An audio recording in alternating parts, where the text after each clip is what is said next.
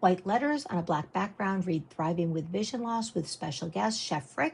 The title card fades to reveal a split screen video call in a Zoom style interview format. The two participants are framed in their own panels side by side in a classic remote interview format. On the left side of the screen, a white woman, Michelle, with shoulder length light brown hair, sits in a dark office chair. She wears a purple shirt and purple headband. She's seated indoors in front of a wooden louvered background. She appears to be listening attentively, her expression engaged and warm. In the right side of the screen, a black man with a shaved head, Chef Riq, is visible from the shoulders up. He wears a green shirt and black over-the-ear headphones with dark wraparound sunglasses. He has a relaxed, confident expression. A softly burnt indoor background is visible behind him. Hey, everybody. So, what happens when something you've built your entire life around suddenly changes? Today, I'm joined by Chef Riq. Chef is a blind chef and creator of Unseen Cuisine, a cooking channel designed to be audio first, sensory based, and allergy aware. His work focuses on helping people, especially blind and disabled people, to build confidence and independence in the kitchen. Before vision loss, cooking was already a huge part of his life. Now he's devoted his life to healthy living, becoming a certified health coach, certified fitness nutrition coach, and personal chef. Not only that, but he holds certification in holistic health and nutrition from American Association of Drugless Practitioners. This is Thriving with Vision Loss, an eleVIVO original series sharing real stories and practical tools, lived wisdom from people who are building meaningful, thriving lives with blindness and low vision.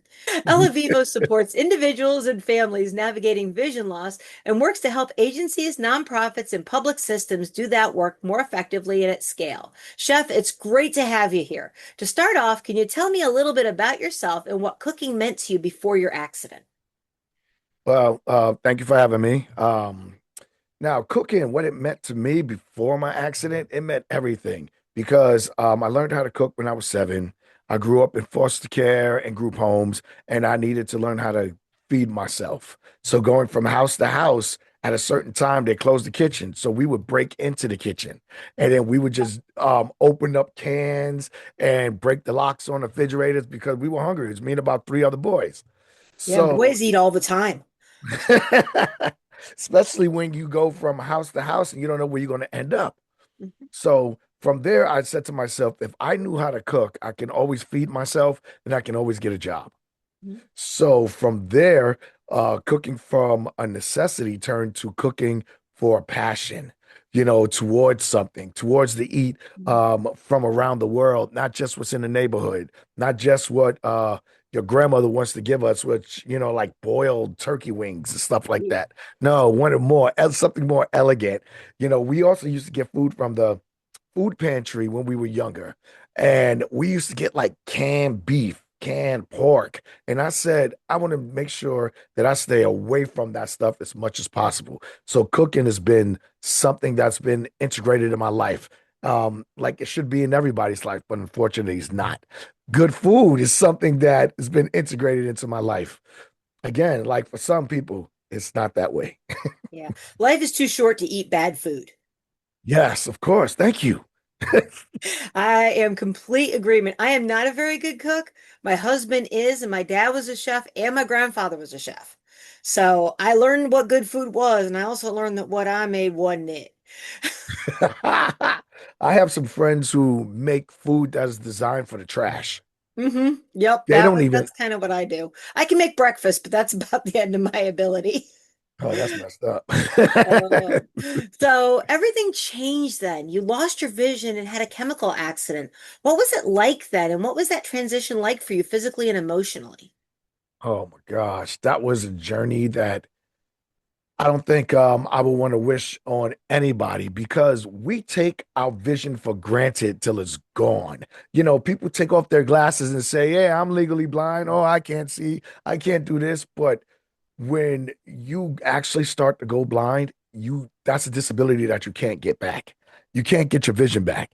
And then since mine was from a chemical accident, when I went to get blind, when I went to do blind services, I had other blind people said, "Man, that's a rough deal." It was like it was like, "Man, at least mine's is medically. Yours just happened one day, a freak accident." It was like that's wrong. I felt I felt like my life was over Mhm. because I couldn't see and I was achieving so much success and planning out a life with vision. Like from I was 4 months from graduating nursing school that I spent the last 3 years in. It was an accelerated program. So you had to get A's and B's. So I was in that program. I was an executive chef of a place where I loved it. But then when that Sunday, September 3rd, when the dish machine broke and splashed everything that was in the machine into my face, at first I didn't think it was anything. Mhm. It was like, it's just regular water. I'll just wash my eyes out.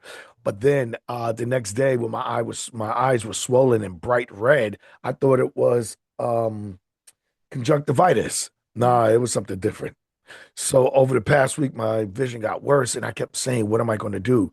And one thing that I just did, and I just got a new car. Oh, oh, I just got a new car, and I was like, "Yeah, all I need to do is tint the windows. I'm good." oh, It that's was it was a hybrid. It was a Ford Fusion hybrid, 2000. I think it was 2016, 2017. It was garage kept. It only had 35 miles on it. It was nice. you had a new Man, baby. yeah, but then I went blind. I had to give the baby back, and I was like, "Oh my gosh!" Only Oh, had it for 30 days because that that's how breaks my long it. heart. Oh, mine too, because I can't drive no more. Oh, Um, so it took 30 days for me to be for the doctor to say that I was legally blind. I went to one doctor, and he was a retina specialist, and he thought he was God. He said, "Your vision is going to come back on this day." He's like, "I know it." So I'm like, "Well, in the meantime, it was all black. I couldn't see anything." And I was telling him, "Can you give me some things that'll help me?" "No, we ain't gonna give you nothing, because we ain't gonna give you nothing." I'm sorry, it was a cornea specialist. The retinal specialist wrote that I was blind. The cornea specialist was just like, "Oh, we're not gonna give you nothing. Where your vision is gonna come back." So the day it did not come back. He was like, "Well, I don't know what happened. I'm gonna send you to my colleague." I'm like, I'm blind. Can you help me?" And then after that, I never seen him again. Pun, never seen him yeah. again. So I went to the other doctor and they said that it was that I was blind. And when they told me that, and then they told me that I'll never get my vision back, I just sunk in the chair. I was like, "What do you mean?" They said there's some experimental drugs you could take, but then if the drug has to fit the bug. So if it wasn't Mhm. going to do anything for my vision, why would I take experimental drugs to Yeah. try to help me do what? To it ain't my vision that it wasn't going to come back. So I got depressed Mhm. and sat around the house. I was mad, but then I said to myself, I had some friends that would come over and make food, but the food was nasty. And then I didn't It's just want bad. hot dogs. I didn't want hot dogs. I didn't want what they were able to make me. Mhm. I was grateful for the help, but Mhm. I said I have to do something. And I said being depressed on the couch is not going to get me to the next step in life. So spoke to family members and stuff like that. And I said, I got to get off this couch. I got to get back in the kitchen. Mhm. I got to start cooking again because I got to feed myself because I want good food. I don't want Frank's and beans. I don't want Frank's beans and rice. I don't want smothered pork chops. I don't like anything smothered. So I don't want nothing smothered. I want food that I was used to eating, good food that I was used to eating. And so it took a long time to get to where I am. And I'm still learning every day. I was spilling stuff. I was putting my hand in fire because I couldn't see the flame. It was like a trial and error until I Mhm. said, "All right, I gotta get myself back into what did I do in culinary school? What did I do? How did I train my staff at work?" So I had to get that mindset. All right, you're training for a new position. The Mhm. position you want is your old position. So let's start but one at a time. Number one, do not spill no water next to the stove. It was electric stove. Do not spill Yeah. no water next to the stove Good plan. because that could, yeah, that could be bad. Step two, stop spilling everything, which, somebody will call my name, I'll turn around, whatever's in my hand is on the Hmm. floor, or I can't see what's on the table or the counter, whatever's on the counter is on the floor. So I'm like, all right, let me stop that. Let me get a sheet pan. Then I went to a restaurant store, started buying sheet pans, started buying stuff that I used in the restaurants and stuff. So sheet pans became my prep area. So if Hmm. anything spilt, it'll spill inside of the sheet pan. Hmm. The Not on you. pots, yeah, or on the floor, and I'm like, oh, I can't find it.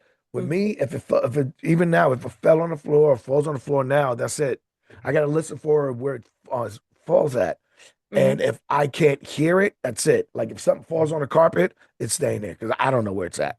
Hmm. So I had to learn how to do that. I had to learn the taste again. I had to learn how to smell again after, after I stopped being mad at myself for messing up in the kitchen. Going to the place like the Lighthouse so they could teach you ADLs and tell you that you're not your disability. You can master your disability, but you just got to have patience with yourself. I guess that's what taught me to keep going. And then I said, if I can do this, I can help somebody else because going through all of that and then being homeless, which I lost everything, and then going into a nursing home, all of that was a step on what you have to keep striving for, cooking, getting out, taking care of yourself. It sounds like when you lost, your vision, it sounded like you kind of lost your place in the world. You kind of lost who you were and had to find it again. Yes, that is true.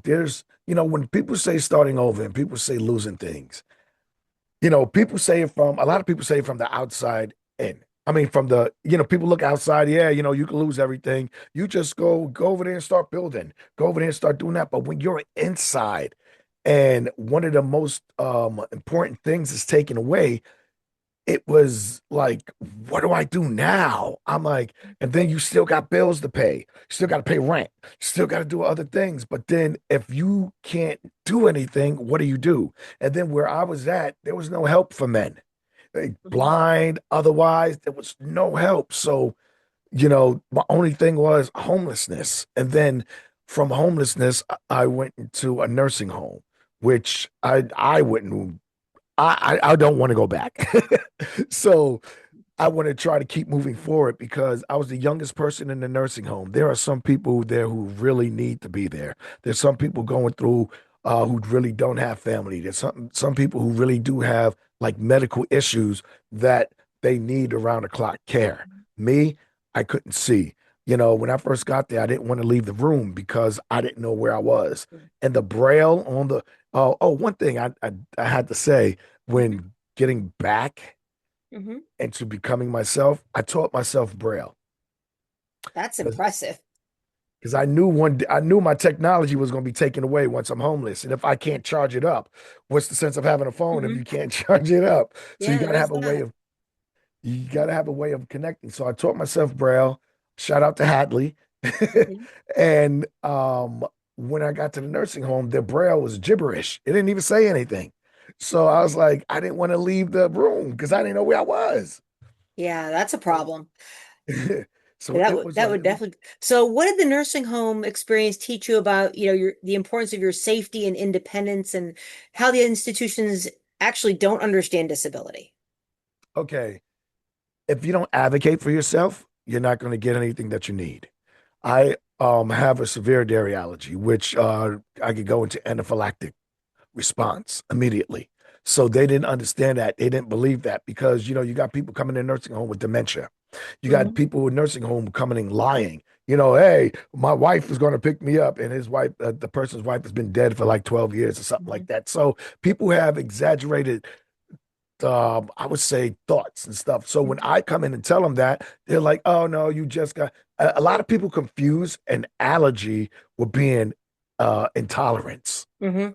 So they thought I was talking about lactose intolerance. I'm like, no, I have an allergy. So the first thing they gave me was stuffed peppers, and once they gave me stuffed peppers, my throat started closing up. come to find out that there was a sign on my door that said no dairy, sign above my bed that said no dairy, but they gave me stuffed peppers. Person who made the stuffed peppers put mozzarella cheese in it. So it was already melted inside the stuffed peppers. So my throat started closing up. So I got out to go to the nurse's station and I couldn't talk. It was like, oh, you want to play charades? No, I'm pointing at my throat and I'm like, I can't breathe. I can't breathe. And it was like, oh, okay, go back in your room and we'll send somebody up. So when they sent somebody up, I was slumped on the bed, slumped out the chair, slumped on the bed. The fire department came. They had to give me an EpiPen because Oh the God. nurse locked my EpiPen up in her office and she went home for the night. Oh So my it was God. like I'm slumped over, and the fire department is like, come on, wake up, wake up, wake up. Come on, wake up, wake up. And then they was asking what he had and did he have milk? Then I went to the hospital and I stayed there for a couple of days. And then the hospital gave me a chicken sandwich that was on the board of a pizza. So I went to another anaphylactic response while I was in the hospital. I said, these people gonna kill me if I don't advocate for myself. These people, Yeah. because they don't, like in a nursing home, you got cooks who say, oh, I know all about allergies, but then, oh, he give him lactated milk, give him skim milk, because I'm like, no, you can't give me no milk. And every morning, the nurse had to, every meal, the nurse had to take off the milk. Every lunch, the nurse had to take off the sandwiches that had cheese. It came to a point where they was just giving me steamed chicken, steamed vegetables, Oh my because God. That's they didn't motivation to know get out of there. they Wow. didn't know how to treat an allergy. Hmm. But yet these are culinarians. I was then I talked to the executive chef. As soon as I got on vibe with the first executive chef, he left 2 days later. Oh So God. here we are, no executive chef, and the people still sending me up cheese, milk, and stuff like that. The second executive chef came. We worked together for about 3 months. Then he left. Then I was like, I got to get out of here. I got to get out Yeah. because these people are going to kill me in this place. Oh, wow. Wow. And being blind, you couldn't see when they put stupid things in it. Right, That's right. even worse. Oh my Lord. That's just awful. Oh my God. So So I guess that really changed the way you thought about control and trust and autonomy. yeah, after that, I don't trust people to cook my food, even at restaurants, because they still mess up. This one girl at Subway one day was arguing with me about eggs is dairy. I said eggs is not dairy. She was like, yes, it is. I know. I'm in school. I'm like, oh, that's cool. Show me a chicken that lay, I mean, show me a cow that lay eggs. Can you milk a chicken?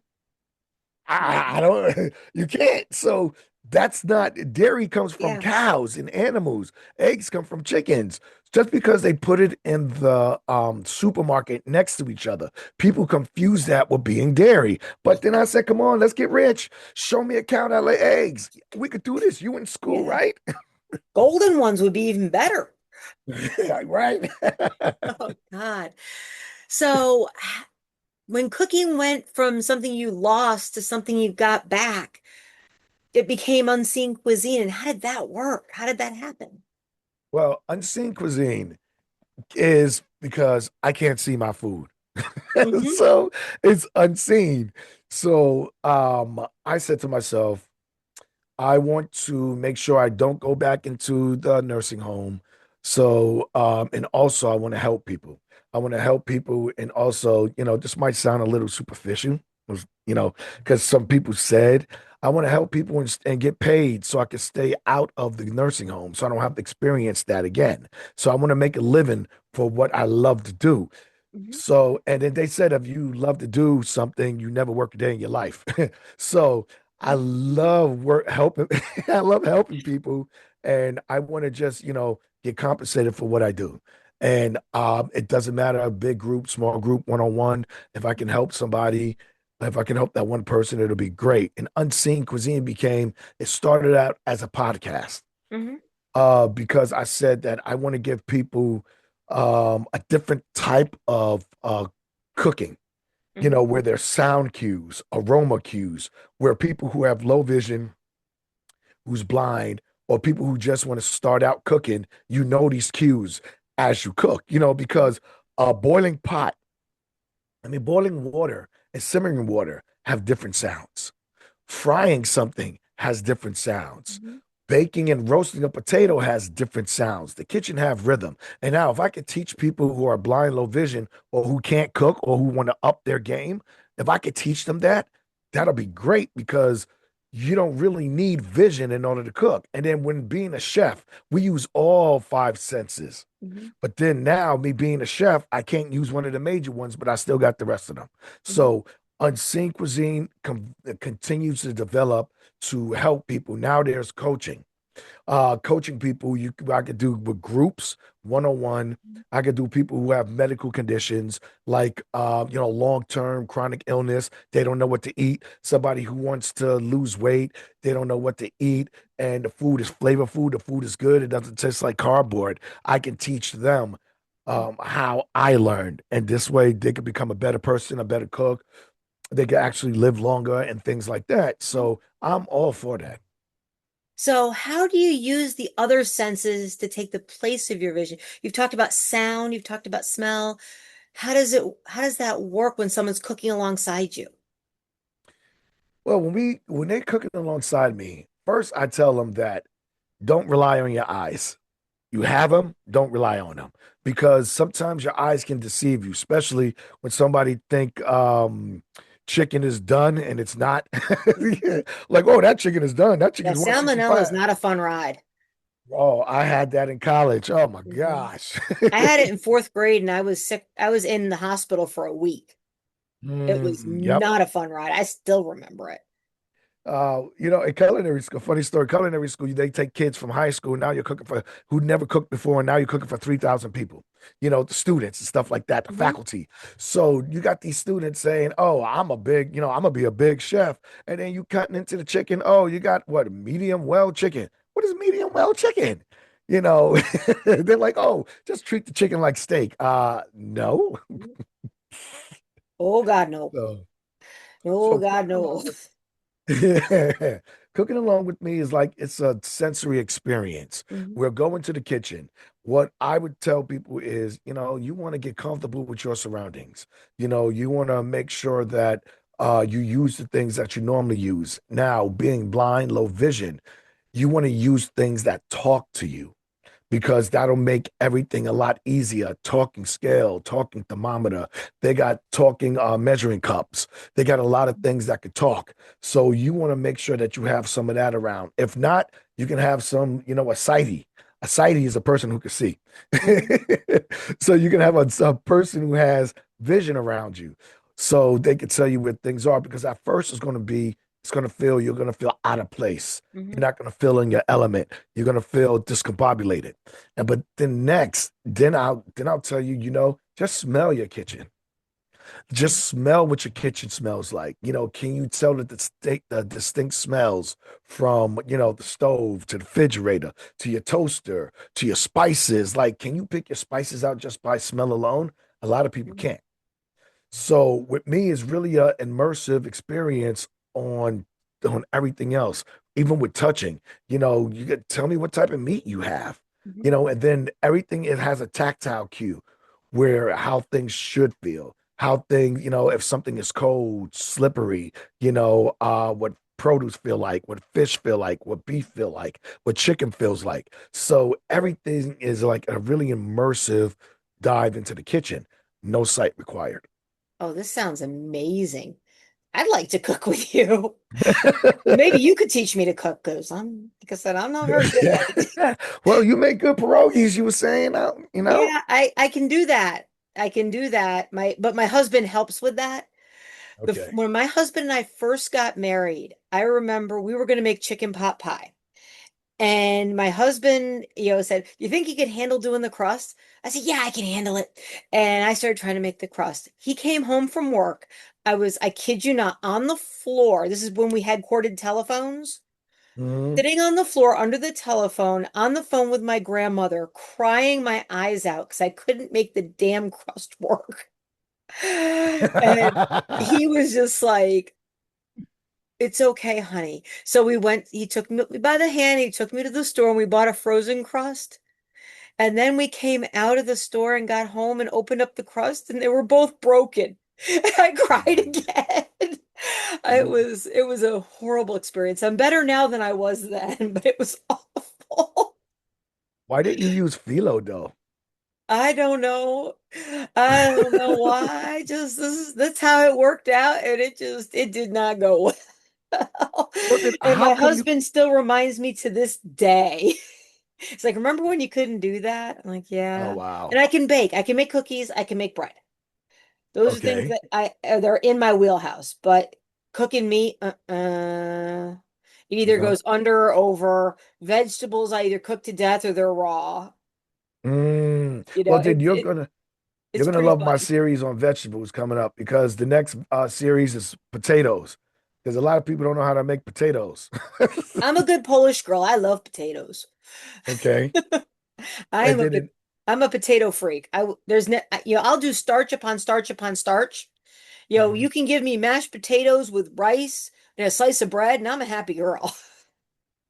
Yeah, I just got finished doing a comparison for potatoes. It's potato parve and a pureed mashed potato dish recipe that I just got finished doing. Ooh. And so it's gonna be on the podcast. That's coming up in March. And then after that, I'm going straight into vegetables. It's because people don't know how to cook vegetables. But potatoes is one of those things that people you know, they don't, it's misunderstood. It's the ever loving potato. You can just throw it in the water and then it'll be good. It'll work itself out but people don't understand that there's a way to cook potatoes so Hmm. it doesn't come out gluey and starchy. I Yeah, remember I had this cement girl's, mashed potatoes suck. I was dating this one girl. She said, "Oh, my favorite thing is making mashed potatoes." She made glue. Elmer's glue back in the days. You could put it on your hand and then just peel Ew. off. I'm like, this is all she made plaster. I'm like, you got holes in your wall? Let's go plaster up some holes.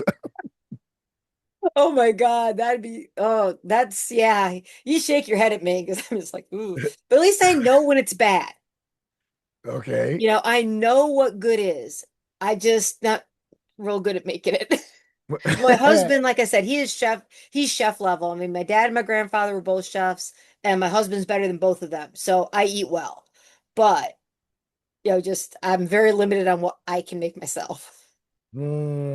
Okay, And okay. he tries to teach me. He tries to be patient with me. He really does. And I can chop vegetables. I'm good at that. Oh, I can do nice. that part. But putting it into something that makes it good is just beyond me. So So, you good sous chef. yeah, I am a sous chef. Oh, and I do dishes. I'm good at that part. And I'm really good at eating. But the chef part, Okay. not so much.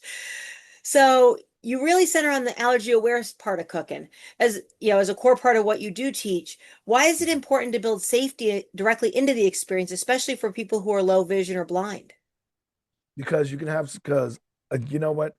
I've met so many people who have dairy allergies, not just lactose intolerant. Hmm. People who have certain like gluten allergies, Hmm. peanut allergies. So to me, that is very important to add that in there because you got to have the health notes of because also companies hide these ingredients in the if you don't know the lingo, you don't know the Hmm. jargon, you can miss it and you could give it to somebody and they could get sick.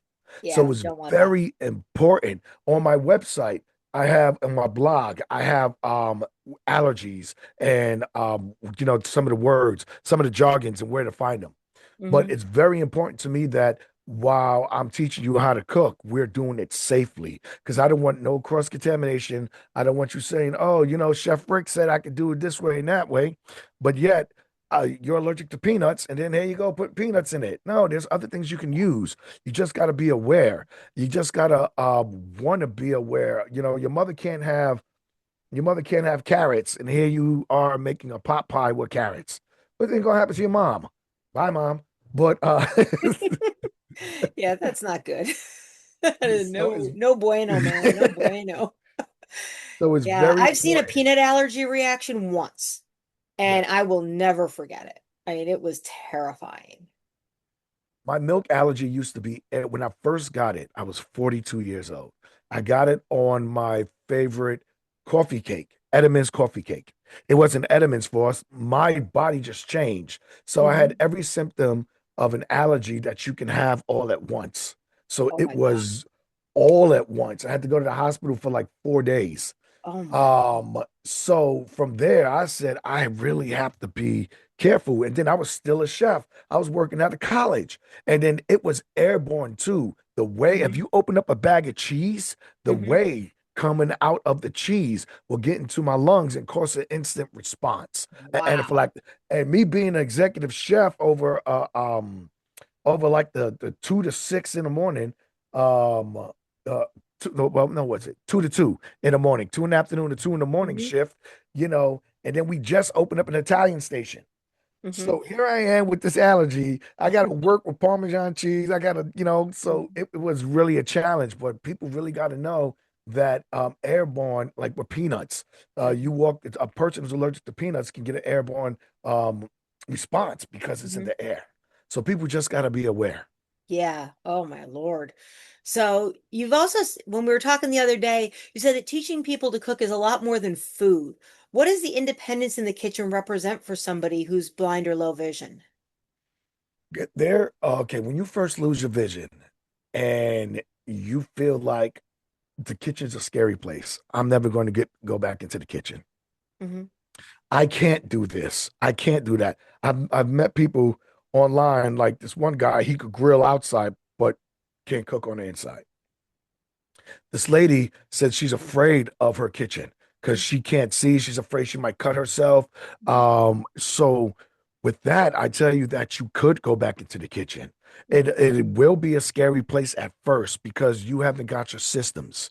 You Hmm. don't know. You knew where everything was in the kitchen, but you didn't set it up, especially for you. Like in my kitchen, I have bump dots on my stove Hmm. on my containers like flour, sugar, and stuff like that. I have braille letters that I use bump dots to write them in braille letters. Hmm. Everything, my spices go on one side next to the stove. The plates is in one place.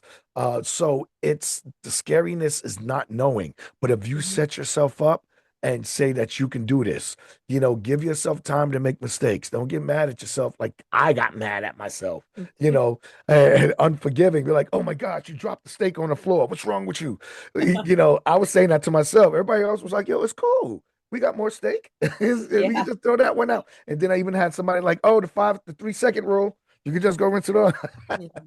Yeah. I mean, wasting food is painful to me. It's like it's physically painful, especially good food. Yeah. I would say that when you are in the kitchen, and if you notice any of my recipes, I don't have a time limit. Hmm. I don't have a time limit. I don't put time limits on my recipes because it's up to you and how fast you can work. Because Hmm. if you're beginning and you want to make mahi mahi with a tropical salsa, I'm not going to say it's going to take you an hour. No, you first of all, you might not know what mahi mahi is. And Hmm. then second of all, it's going to take you time to dice up all of these things if you don't have a dicer. Hmm. It's going to take you time to know if the pot's going to be hot enough for the fish. So just get used to the rhythm of your kitchen. Hmm. So that's what I would say. Yeah, that's really valuable. That'd be valuable to me too, because a lot of times I feel like I'm taking too long. But you gotta give yourself that. Like with me, when I first started, I would start at 2 o'clock just to eat by 5. Because Hmm. I was like, all right, where's this? Where's that? Now when I cook, I start at 4 to eat at 5:30. So I still give myself time because let's say if something's frozen, right? Hmm. I got to, pivot, if and then I cut everything. And one thing I need to let everybody know, because I think I got this on my kitchen tips Hmm. is that before you start to cook, you want to get yourself organized. And then when you get yourself organized and get ready to cook, you want to go from left to right. So you want to start setting your stuff up left, what you're going to put in the pot. And then by right should be like, let's say your chicken or something. So I'm gonna take my I don't know, butter from the left. Hmm. And then, I'm gonna just work that way. I'm also left-handed, so that's the way my brain goes, left to right. So, How to put your mise so en place. yeah, my mise en place, yes. And you want to just work that way, and it'll give you some structure and organization. You want to get yourself some good storage bowls. I use quart containers and Mhm. bowls like that to help me keep organized so it's not such a scary place. Like even if I move into a new apartment, of course it's going to be scary because I don't know the apartment. Mhm. I don't know the kitchen. But I take that time to get to know the kitchen and then just keep setting up organizational tips. Yeah, one of the things that we do in the eleVIVO utility is there's a section on kitchen and how to set it up, Mhm. so that it helps, and it doesn't necessarily say you have to do it this way, but here are some suggestions that will probably help you to be able to do that. Right. And believe it or not, I'm sighted and I actually I took some of the tips and I use it in my kitchen because it just makes Mm. sense. Mm. And I'm You know, kind of a scatterbrain fool, so it really does help. if you get a an Alexa's a good Mhm. tool to have in the kitchen because if you can't see or you don't know what spice this is, you can just hold it up and say, "Hey, what is this?" And she'll take a picture and describe exactly what it is. Yeah. So, My friend Scotty Joffrey, who's the Blind Striker tech tester, he mhm, did a video with the new Ray-Ban Meta glasses, which are mhm. only a couple $100, and he can say, "Hey Meta, what's this?" And it'll describe it to him. And same thing for the Be My Eyes thing. You can call up a volunteer and say, "Hey, look at my camera. What is this?" I got a funny story with the meta glasses never worked for me. I've always No? got one that's always defective, and then I got light sensitivity, Uh-huh. so the lenses are not dark Dark enough. enough. So Yeah. my eyes start to hurt. So I called Be My Eyes. Two things that was funny. There's one time the first time I called Be My Eyes, I said I'm gonna suck it up because I'm like I'm Yep. a man. I don't need no help. I could just touch everything to know. I'm like, so much pride getting back into the kitchen. So the first time I called up, and this guy was like, "Oh, so what are you looking for?" I was like, "I'm looking for my sneakers. I'm looking for my blue sneakers." He was like, "All right, let's go in." Then he looking around. He was like, "Hey, that's a nice kitchen. What you making tonight for dinner?" I was like, chicken. So I'm like, we get out. I go around. He was like, "Oh, yo, pan to the left. I think I saw something." He was like, "That's a nice TV. Where you get it from?" And then he was like, "Oh, you got this?" I'm like, "Yo, I need the help finding my sneakers in the closet." So we walking around the house. He was like, "Oh, you got some nice sneakers there." I was like, "Thank you, bye." Sound like he was casing the place. Yeah, that doesn't sound good. That If doesn't sound good. Scotty's got his group of people that he tends to, I guess you can ask for the people from your group or whatever. He's got people he likes. But yeah, that sounds like somebody was casing your joint. And then yesterday I went downstairs to look for, well, because I use it when Amazon packages come in and Uh-huh. I get mail down there. I'll call up a volunteer Hmm. and I'm like, "All right, I'm looking for this name. Can you help me?" The lady yesterday go, "You're blind. How are you picking up packages?" I said, "We're going to start from left to right." Because Yep. there was a lot. I said, "Do you see this?" And she's like, "Yeah, there's a lot of stuff." I'm like, "We're going to start from left to right." So we Hmm. started from the left. There was a big box. It wasn't mine. I picked up another package. She was like, "How are you picking up packages?" I said, "Lady, I'm blind." I'm like, You see my white cane here? I came downstairs. I'm like, I can still pick up a bag." Yeah. Yep. It's like my eyes don't work, doesn't mean my brain doesn't work, and doesn't make me my body doesn't work. I just thought that was so funny. I was Yeah, like, "All right, so let's head must this have been a new home." one. Must have been a But new volunteer. then she said, "Oh, you could call me if you need me again." No, thank you. No, you're not the one I want. No. I've got a friend that I did an interview with, Josh Schneider. He plays blind hockey. Dude I plays heard of hockey that. blind. I heard of that. It's like, whoa. He's funny as all heck. I love him. He's a hoot. But yeah, Mm, he plays hockey blind. He said he's got one guy that he's got like a straw, like he can see through like a straw for one eye and the other one's completely blind. So there's one mhm, guy that is totally blind. And most of the totally blind people play goalie because they don't have to move around. This guy, mhm. he said he plays defense. He crashes into stuff. He's trained himself What? audibly. And he's crazy. There's people don't think that blind people could do anything. There's blind people that edit their own. It's creators who are blind that edit Hmm. their own videos. Yeah. There's people who edit their podcasts. There's this blind person. She drove on a Indy 500 track. Whoa. She skis. There's a blind motorcycle guy who he's totally blind, rides a motorcycle, has a headpiece, and a person behind him tell him if he's straight or crooked. Hmm. There's blind people, there's blind artists, there's blind Yeah, photographers, there's blind it's chefs. So the amazing. blind community is expansive. And I said to myself, if they could do that, I could become I could become really good in culinary arts with no vision. You Yeah. know, Oh, yeah, of because course you can. So outside of all of this stuff, you love food, yes. especially the Asian inspired stuff. What draws you to that? It's more healthier. Hmm. And ingredients to me is a little fresher, just like Hmm. the Mediterranean diet. Well, I don't want to say Mediterranean diet, Mediterranean food. Yeah. And then now, uh, Asians don't use a lot of milk. They No. don't use a lot of cheese. They Hmm. don't, use a lot of the dairy products that I can't have. So I tend to gravitate Hmm. towards that. And also the Mediterranean, because now with the Mediterranean, I can sub it with dairy-free cheese. Hmm. So, like I love the feta salad Hmm. with orzo. I'll have that. With me, I love Korean fried chicken. So I make that a lot, with Yum. Korean fried wings. I'm getting ready to do some Korean fried lobster and shrimp tonight. Oh, that Uh, sounds so awesome. so yeah, I that's the Asian crunch. And then I love the stir fry. I love soups. I love the Asian soups. Hmm. Like I make my own pho. Hmm. Pho, Oh, pho, pho. I think, yeah. however you say it. Who I say cares? pho, It's people say yummy. I make my own broth. So this way, because Oh. what I've noticed with I have I can tell you a little about myself because we've talked about this. Hmm.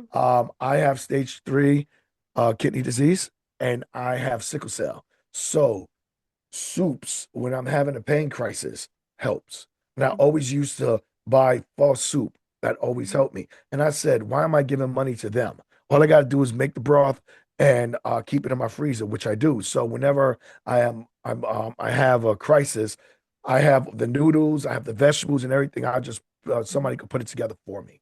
Hmm. So I love that aspect of it, and I just love the freshness, the crunch. The lady at the Oriental supermarket or Oriental store. We come in, she like, what you making tonight? I was like, I don't know yet. I'm like, I gotta see what you got. Oh, do you guys have H Marts up there? The H Mart is about 45 minutes to an hour from me. Because we've got one not far, and I will tell you that is like food wonderland.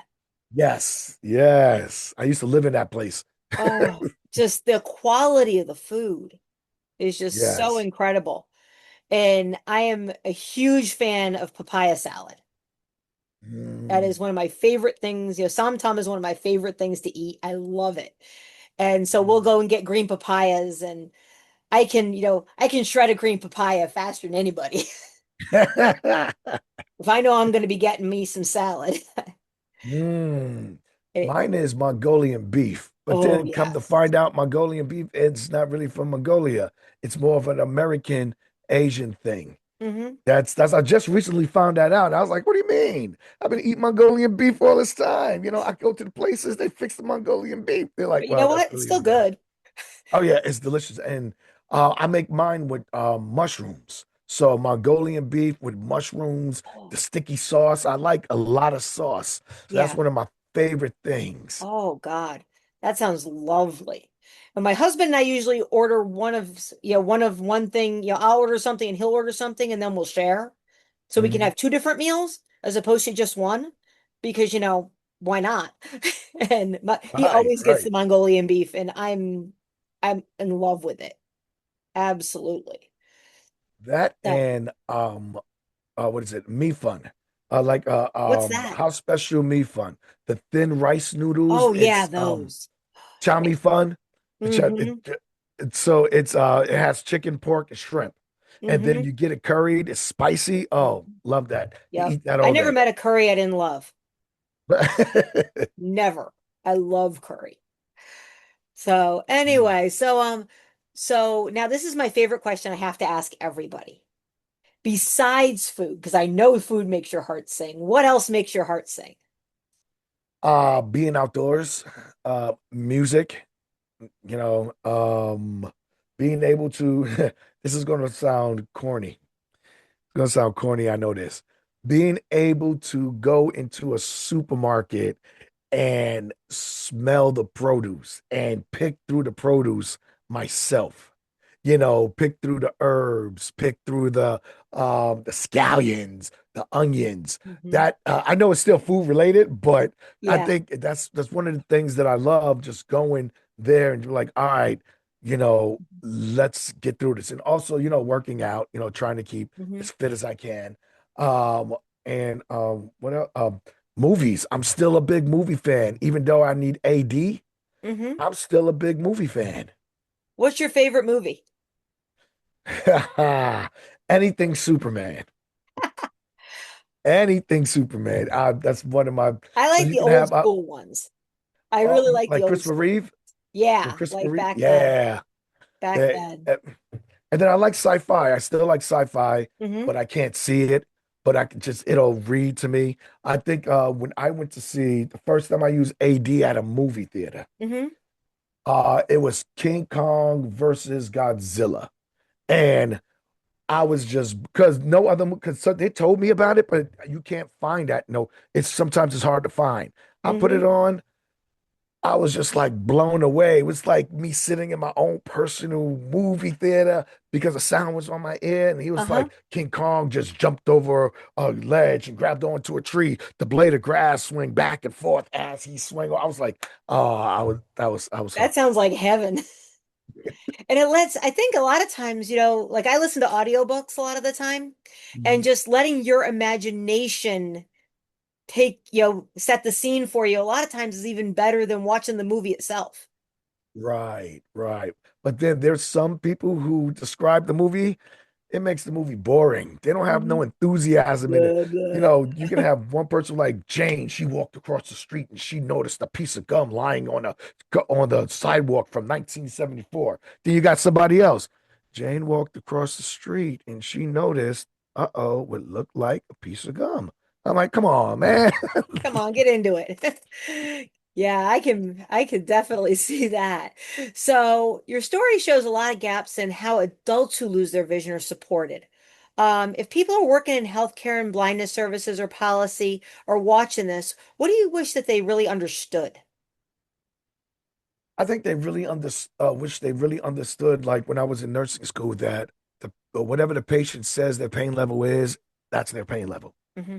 Whatever the person say that they're feeling, that's their feeling. Because you have a lot of people, some doctors and people who take care of you who think they know more than you because you can't see. Some doctors, even some like I said, I'm gonna get some flack on this too. Some doctors have a God complex because Hmm. I've met one. Yep. So it's like you got to be more understanding to Hmm. what they're going through. You just can't. The doctor who couldn't help me, he was upset Hmm. because he could not help me. He's the one who told me that I would never see again. He was sad, so he left the room, and his assistant sat there and talked. He was really upset, Hmm. but you got to remember the patient, some people, yes, fabricate a lot of things, but if a patient said that they can't see, they're going through this, you have to try to work with them where they're at.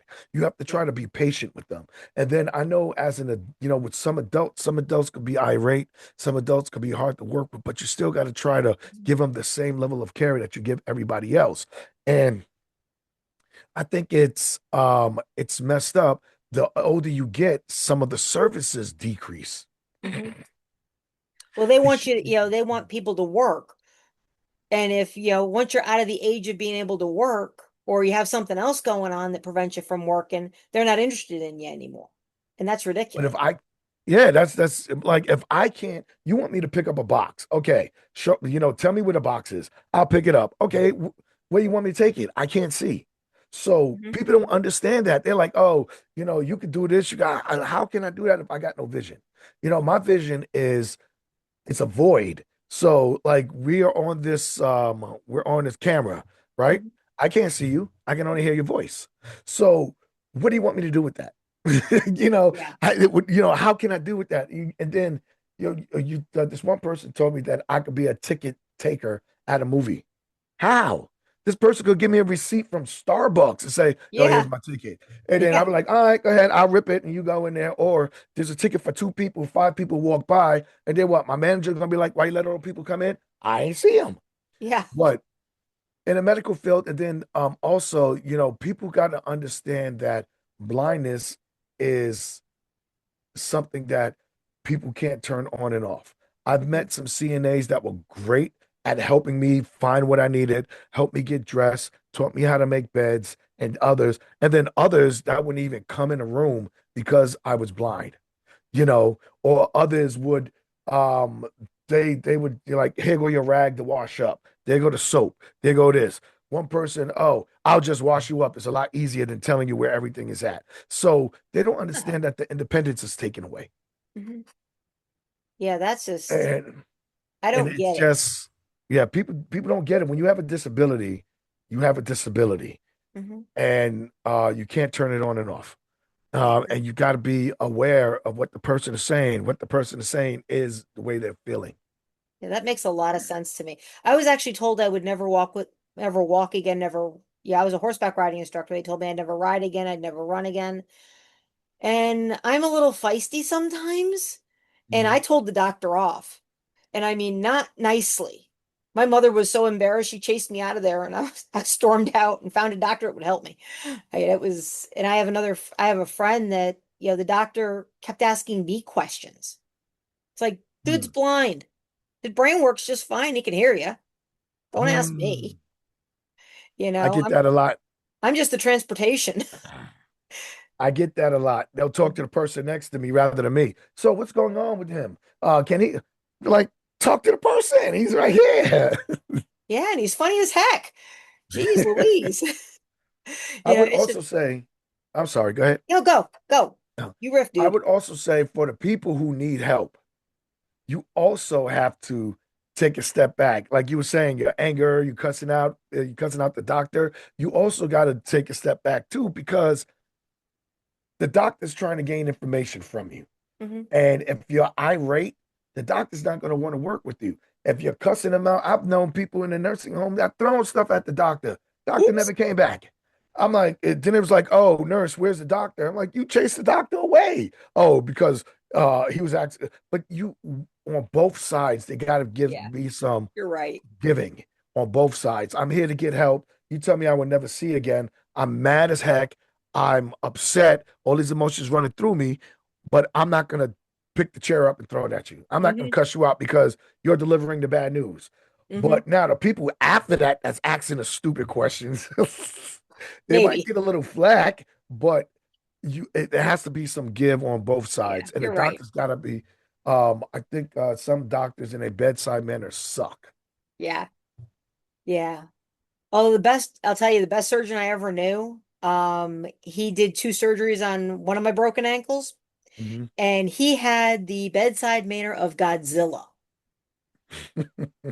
But he's the one who actually put Terrell Owens back together right before the Super Bowl in the early 2000s when the Ravens won. What? Yeah, Terrell Owens had a compound dislocation, and he had him back playing football in 6 weeks.